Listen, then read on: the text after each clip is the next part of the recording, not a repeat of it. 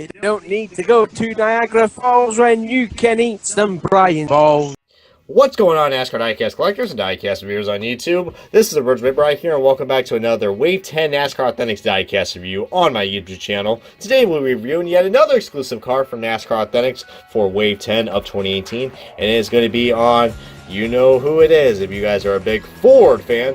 We got Clint Bowyer in the number 14 Ford Hall of Fans Ford Fusion for Stewart-Haas Racing.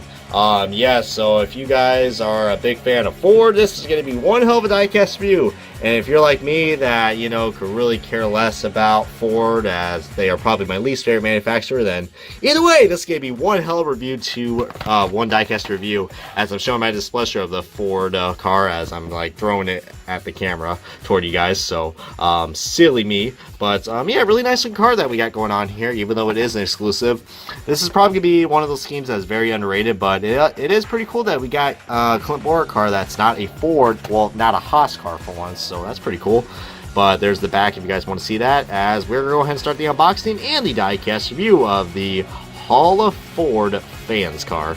Oh, I just screwed that up. It's the Ford Hall of Fans car. Enjoy, everybody. God, that intro was horrendous and quite a mouthful. But with that in mind, guys, we got the diecast out of its box. And before we get things started on this NASCAR Authentics diecast review for Wave 10, let's take a look at the little accessory like we always do. And this is pretty basic accessory that we got. It's just the rectangular magnet, but does show the paint scheme very well, so I will give them that. But like I said, lots of Ford to be talking in this review. Hopefully this review will last longer than what Fords are known for not lasting long. I mean, come on, my occupation is the automotive technician. You know I'm gonna trash about Ford. Watch the dislikes rolling in. Everyone who's watching this review is a Ford fan. Whoopsie. Well, this is my makeup review for you guys, but as I'm really just roasting myself in, you guys, with a series in mind, with that in mind, this is a pretty decent car. I mean, like I just mentioned on the introduction, if you guys probably didn't hear that already, but this car is a NASCAR Authentic exclusive, yet another one that we got in Wave 10. If you guys saw the Brad Keselowski Reese Draw Tide review, then yep, this is a double exclusive review, depending wherever I upload these days. But I believe he did drove this at the Richmond race, and no, not the same exact Richmond race that Brad Keselowski car raced at. This was actually the spring Richmond race that was at April, I believe. I believe it was April. God, I'm gonna feel like an idiot if I got that wrong. But it's probably the Ford nonsense talking. But I mean, this paint scheme is actually very simple.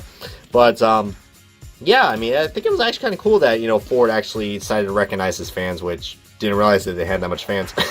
But I'm guessing if you're a fan of Clint Bowyer or Ford, who knows, maybe and hell, I wanted to know who got inducted into the Ford Hall of Fans. I mean, heck, we already know who got inducted into the the Hall of Fame. I want to know who got inducted to the Ford Hall of Fans for 2018. I mean, hell, if that's gonna be a thing, I mean, hell, if this review goes well, maybe we'll have a 2019 car to review, or maybe it'll get canceled and be put in NASCAR Authentics Wave like it just did for this year.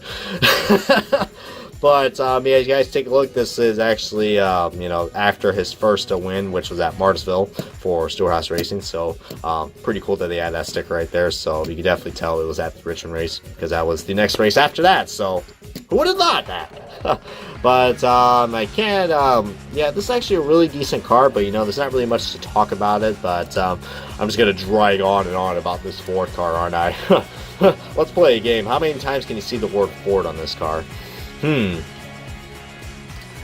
mean, if you guys can guess correctly how many times you can see the word or the logo Ford on this car, then if you guys can guess it right, as I'm barely focusing, just trying to know the number.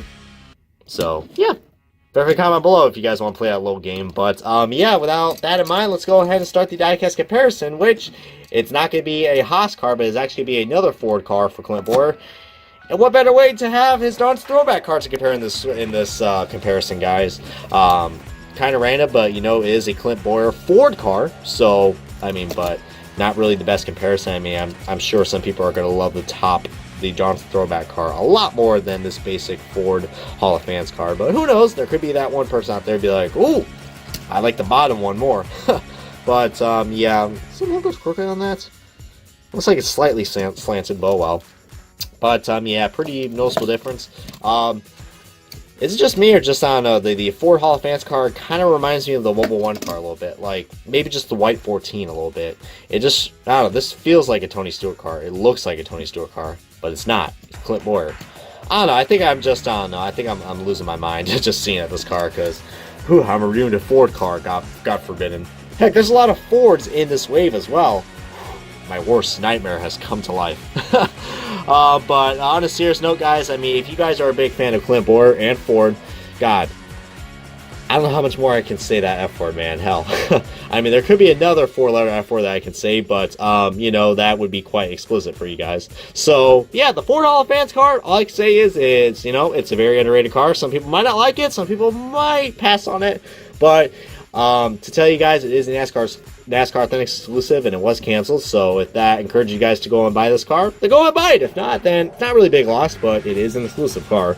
But don't forget to post your comments and thoughts and anything else you guys want to share on this diecast review. Thoughts and opinions really do matter to me.